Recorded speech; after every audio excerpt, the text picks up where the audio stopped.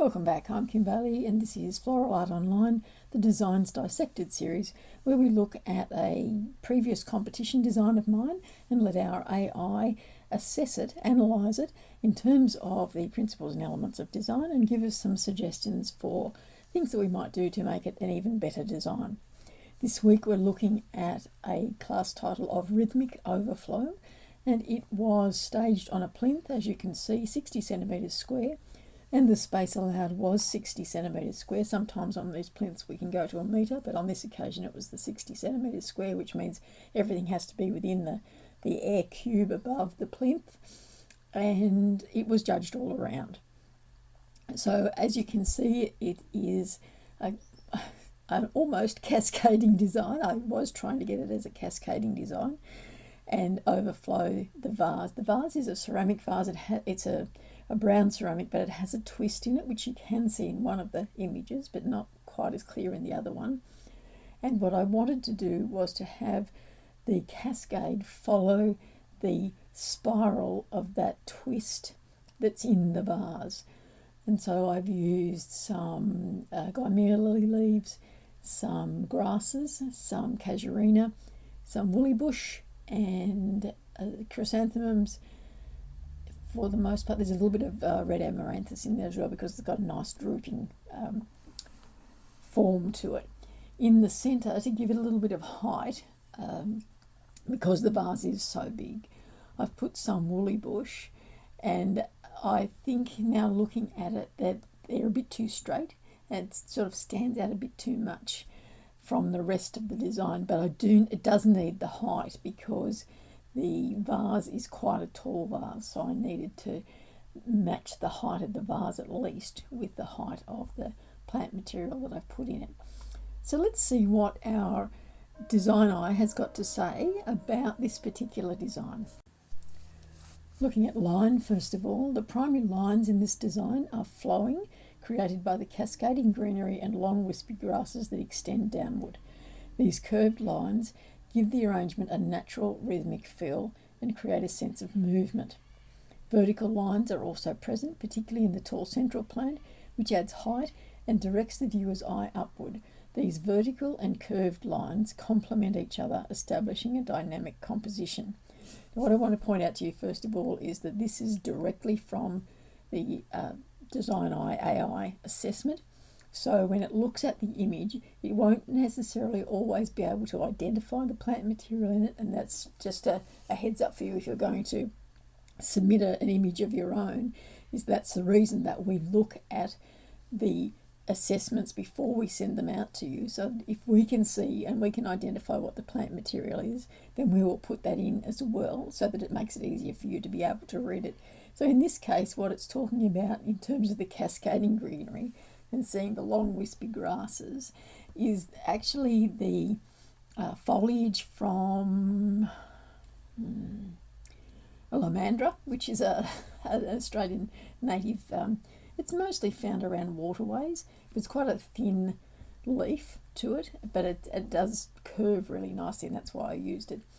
And the vertical plant that it's talking about, again, is an Australian native, and it's most commonly known as woolly bush. And it does stand nice and tall and straight. And I agree with this analysis, I should say, because what I wanted to do when I was doing this design was to, as I said, was to have that cascade curving around the design. So there was movement as well as the cascading movement. There was that lateral movement as well within the design. And so that having the verticals, the static vertical, gives me a central point around which I can create that movement. Let's look now at shape. The overall shape of the design is a combination of a triangular form with the tall vertical elements at the top and the cascading plant material creating the base. This triangular form creates balance and is a classic floral arrangement shape. We often talk about, when you're doing any kind of design, is to try and do an outline of a triangle so that the eye gives you a balanced design for the most part if you can create a triangle around your placements. The shape of the vase, which is rectangular with subtle detailing, provides a strong base and contrasts with the more organic shapes of the plant materials.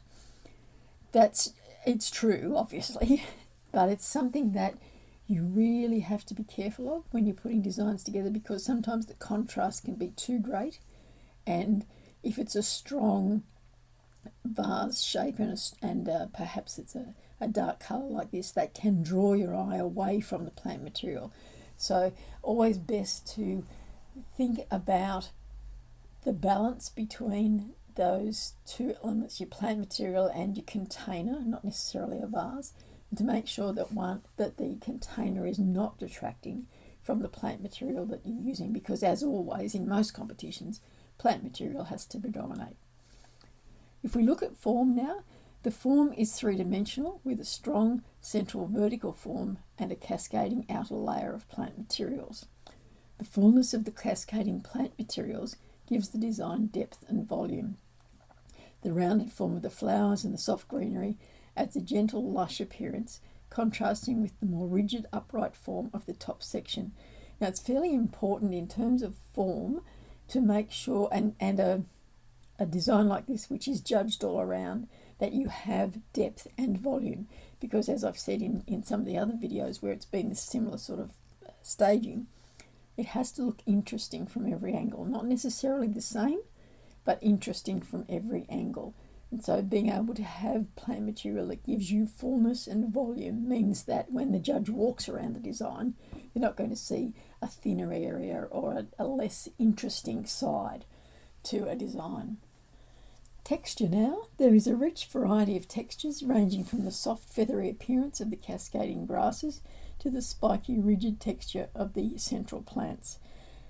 This contrast in textures adds complexity and tactile interest to the arrangement. The flowers, which appear to be chrysanthemums or daisies, add softness to the composition, further enriching the textural diversity. I always find texture a fascinating area to look at in terms of our designs, because I find it so easy to focus on the design and on the interpretation of the class title without paying too much attention to the textures. And so I think in my early years, I was very much fell into the category of not having a variety of textures in the designs. But as I got to know more plant materials and as I got to find my style of design, it was simpler for me to think about, okay, I want to do it this way, and what is the range of plant material I can use to create this design so that there is textural variety. So it's something that you learn over time, but it is always good to have in the back of your mind as you're doing your designs. Let's look at colour now. The colour palette consists of muted greens, whites and soft pinks. The dominance of green creates a calming natural feel, while the white flowers introduce contrast and freshness. The soft pinks scattered subtly among the greens add a delicate hint of colour without overwhelming the composition. The vase, with its dark earthy brown tone, complements the natural colours of the plant material without drawing attention away from the flowers and foliage. And as I was saying earlier about having a container that is dominant, it would be very easy for me to have let the container here, the vase, become the dominant part of the design because it is so dark, and the rest of the design has got these lighter, softer colours in it, but bringing the cascading plant material down over it has masked it to some extent, so that your eye isn't drawn to it particularly without going through the greenery. When I'm looking at it now, I'm actually a bit concerned about the white flowers. I think it's too much of a contrast, but let's see what we get in our analysis a little bit further down the track in terms of contrast. Let's look at space next. The design effectively utilises both positive and negative space. The cascading foliage creates a sense of fullness and fills much of the space, while the wispy grasses allow for airiness, creating moments of negative space that balance the density of the arrangement. The space between the upper vertical elements and the cascading lower sections creates a visual break, allowing the eye to travel through the design without feeling overwhelmed. I'm pleased with that. I'm still concerned about that upper area. I can't do anything about it now, but the more I look at it, the more concerned I am about it. it's very dominant, but I'm happy that there's both negative and positive space in the design, and perhaps I needed to bring some of the foliage down a little bit further so that there was more negative space in the bottom part of the design where that very dominant vase is. So balance now. The design achieves asymmetrical balance while with the cascading plant material and flowers adding weight to one side, while the vertical central plant adds weight to the other. This creates an equilibrium without making the design feel too rigid or predictable. Now, when I submitted this image to the DesignEye, it only got this one image. There is, as you would have seen at the beginning of the video, there is another image from one of the other angles. And so I'm happy that even looking at one image, it was able to analyse it and say that it was going to, so project around and say it's going to look different, it's going to be interesting from another area and make it still feel balanced. The choice of a solid vase helps anchor the design, providing a stable base to support the visual weight of the cascading plant materials. This is an interesting note for you to understand, because our choice of containers can sometimes be very difficult. We go for things we've already got, or things that we think will help with the interpretation of the class title, and we don't necessarily focus on how that container is going to help with the balance, the overall balance of the design. It just becomes the container and we don't think about it as a whole.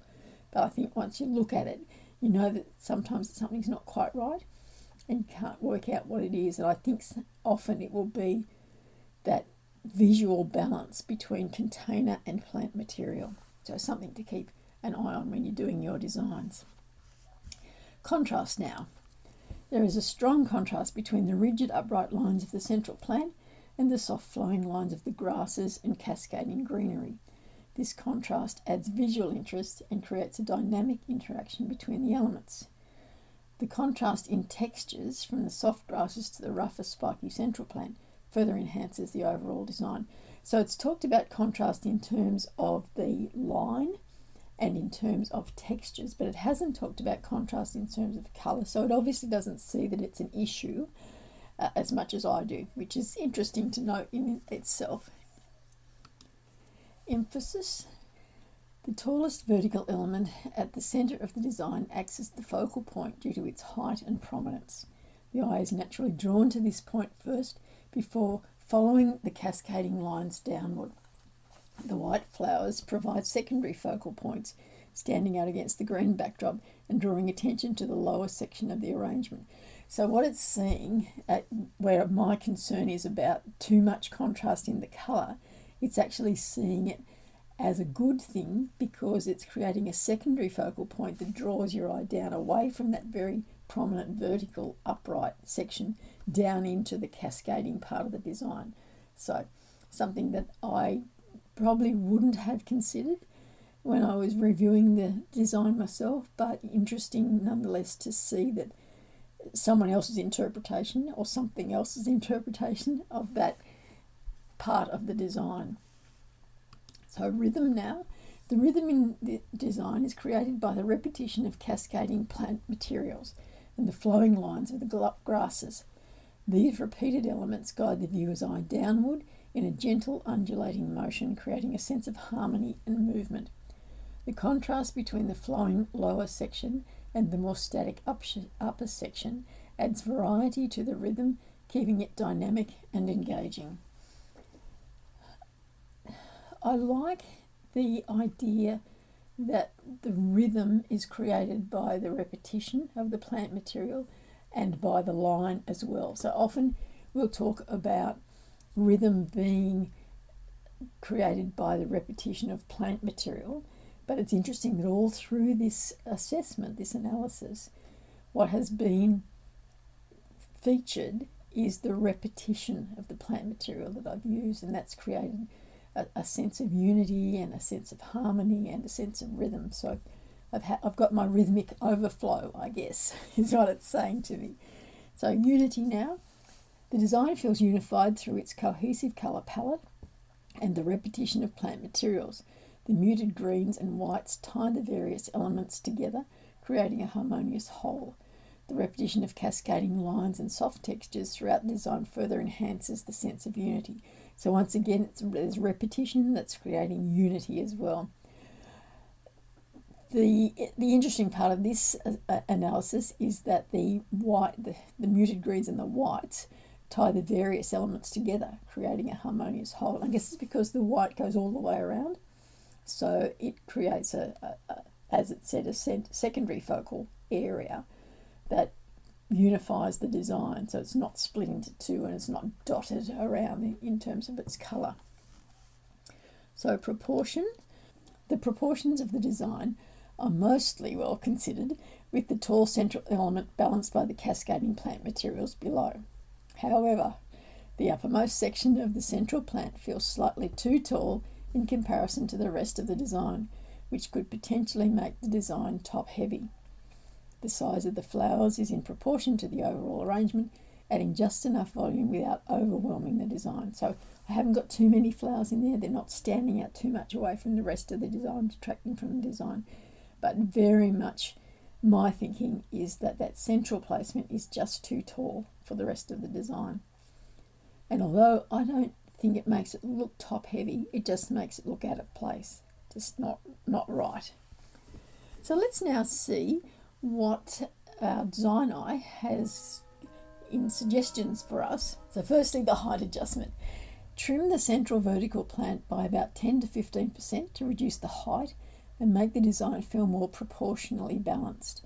Now, I could certainly do that. What I could also do is bring some more cascading material up, so even lighter stuff, so I've got that negative space as well, and have it like almost a double fountain. So have a smaller cascading area at the top and then the lower one as it is there. And I think what that would do would actually reinforce the overflow part of the rhythmic overflow. So not just overflow of the vase, top of the vase itself, but coming, so go up and then down. You can't see me, I'm doing the physical placement of it as well. But having that, and I think probably the best analogy is the double fountain thing. So you have the smaller fountain at the top that cascades down into the next bit of the fountain and the next bit. So thinking about it that way. Layering for depth, add small clusters of flowers or foliage at different depths within the arrangement, ensuring the eye is drawn to multiple points within the design. Now this is something that we often recommend should be done in a cascading or a waterfall type of design. And I have tried to do that with the pink chrysanthemums. They're supposed to be a little bit behind the rest of the design, but what it's talking about here is having some transition flowers as well. So having something smaller than the chrysanthemums that are there, that are just little tiny clusters of flowers at different depths within that cascade, so that you look through the design. Controlled cascade. Gently arrange the cascading greenery to create a more deliberate, flowing structure, avoiding any elements that feel too unruly or out of place. And that's very true. And I think that doing this design again, I wouldn't use the chrysanthemums. I would look for something like lilies or tulips or something with a softer stem that I could actually curl around, so that I could have a very controlled spiral as well as a cascade in terms of that design. So there we have our analysis for rhythmic overflow. I hope you found some of that useful and interesting in your floral art journey as well. You are always most welcome to submit your own designs.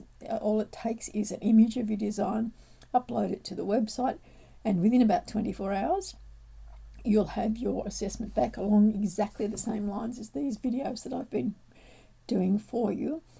As I said earlier, each of the assessments, the analysis, is looked at by a human judge before it's sent out to you, so that we can make sure that it's going to make sense for you and it's going to be useful for you.